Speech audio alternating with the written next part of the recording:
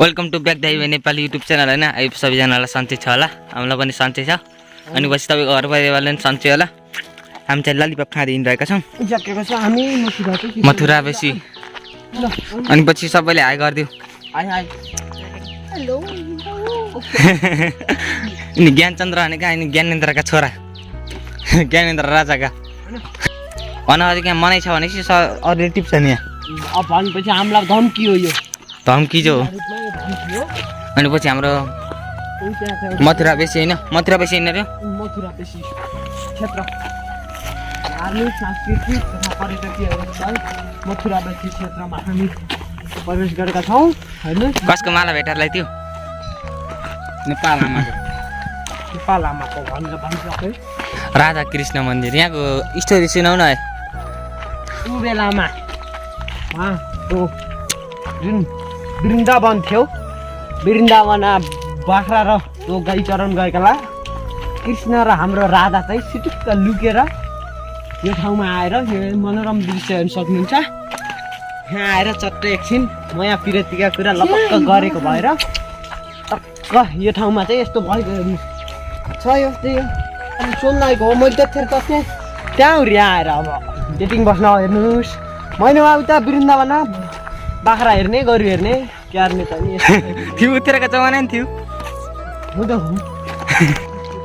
राधा कृष्ण मन्दिर कि जय मन्दिर घन्टी बजाएका बन्द छ। बाहिरको परिदृश्य गर्न पाइयो ल हेर्न सक्नुहुन्छ। आमा चाहिँ ढोका खोलिदिन आउनु भएको छ। शान्त छ, न साउन्ड आइरहेको हैन। त्यही हाम्रो मथुरा बेसी क्षेत्र राधा कृष्ण मन्दिर क्षेत्र घुमेर अब लाग्यो ठाडो उकालो सल्लाह छन्। हेर्दा हेर्दै मेरो बोक्ने पालो आएको यो झोला। आउनुहोस् घुम्न के छ र, हामी त आइयो ट्र्याक्टरमा आएको पुरै कुहिरो म्यान भइयो।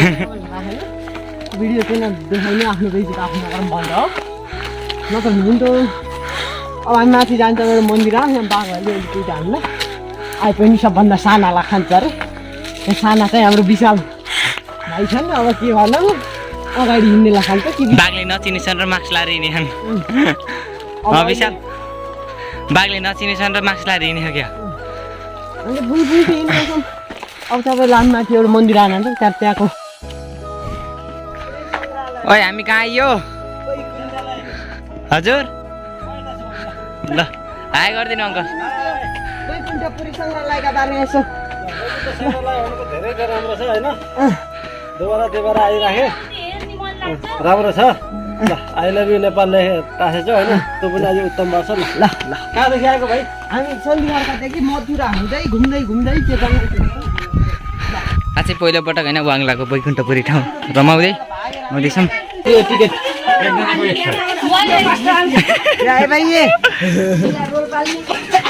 देउता गरेर खुल्ला गरेर राम्रो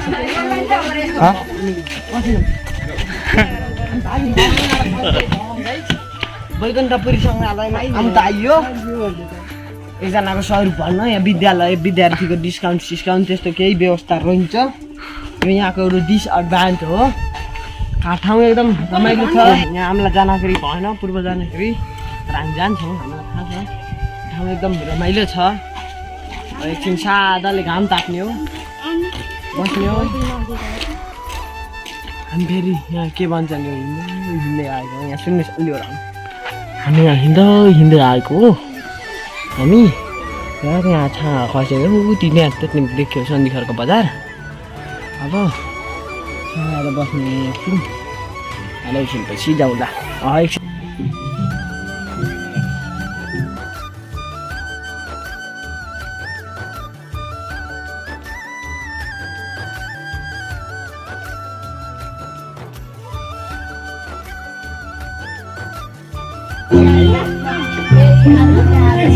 सिसिटिभी क्यामेरा है सिसिटिभी क्यामेरा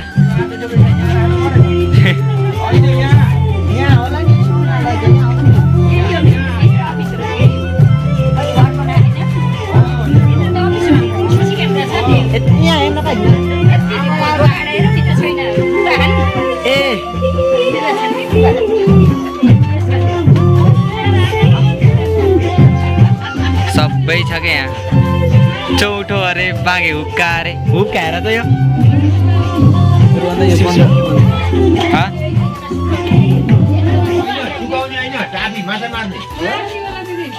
ये क्यामेरा यो क्यामेरा होइन क्यामेरा मलाई यो क्यामेरा खतरा लाग्यो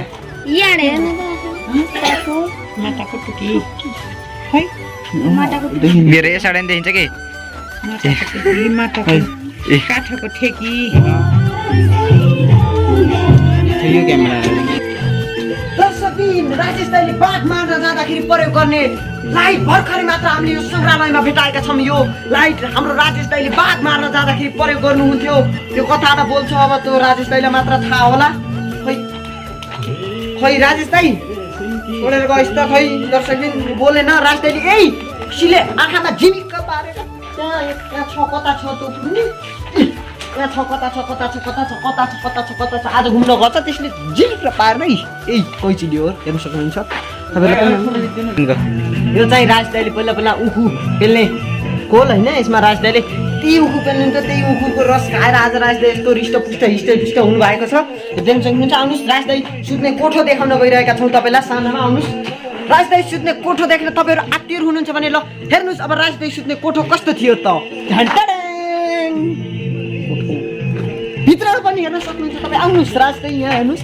राजेश दाइ यहाँ सुत्नुहुन्थ्यो यहाँ चट्ट बिस्तारा बिदाएर। राजेश दाइले यो चाहिँ राजेश दाइले माछा मार्न जाँदा परे गर्ने ऊ हेर्नुहोस् यति ठुलो माछा मार्न यो भाँच्यो। यी हेर्नुहोस् यिनी भए राजेश दाइले दिदीले राजेश दाइलाई सेलरोटी ल्याइदिने फुङो। यसमा फिनी रोटी, यसमा ठकने, यसमा माला, यसमा टी सर्ट, यसमा दही, यसमा पैसा गो यसमा तोरियो तेल राजेश दाइले तिरिक्क पार्नला। यसमा के हो थाहा छैन।